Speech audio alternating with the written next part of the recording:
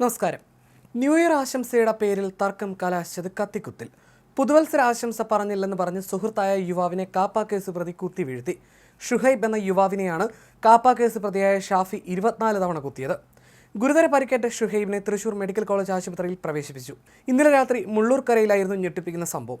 ബൈക്കിൽ പോകവെ ഷുഹൈബ് ബസ് സ്റ്റോപ്പിൽ ഇരിക്കുകയായിരുന്ന ഷാഫി അടക്കമുള്ളവരുടെ അടുത്ത് വാഹനം നിർത്തി എല്ലാവരോടും ഹാപ്പി ന്യൂ ഇയർ പറഞ്ഞു. എന്നാൽ ഷാഫിയോട് മാത്രം പറഞ്ഞില്ലെന്ന് ആരോപിച്ച് കയ്യിൽ കരുതിയ കത്തി ഉപയോഗിച്ച് ഷുഹൈബിനെ കുത്തി വീഴ്ത്തുകയായിരുന്നു. സംഭവ സമയത്ത് പ്രതി മയക്കുമരുന്ന് ഉപയോഗിച്ചതായി സംശയിക്കുന്നുണ്ടെന്ന് പോലീസ് പറഞ്ഞു. അതേസമയം ഇന്നലെ രാത്രി തൃശൂർ നഗരമധ്യത്തിൽ യുവാവിനെ 16-കാരൻ കുത്തിക്കൊലപ്പെടുത്തിയതിന്റെ നടുക്കം മാറുന്നതിന് മുമ്പാണ് ഈ സംഭവം. ഞായറാഴ്ച രാത്രി 8:45 നഗരത്തെ ഞെട്ടിച്ച കൊലപാതകം അരങ്ങേറിയത്.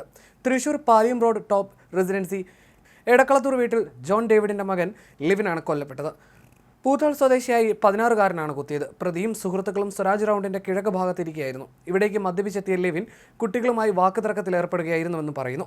തുടർന്ന് 16-കാരൻ കയ്യിൽ ഉണ്ടായിരുന്ന കത്തി ഉപയോഗിച്ച് കുത്തുകയായിരുന്നു. 16-കാരനെയും ഒപ്പം ഉണ്ടായിരുന്ന 14-കാരനെയും തൃശൂർ ഈസ്റ്റ് പോലീസ് കസ്റ്റഡിയിലെടുത്തു.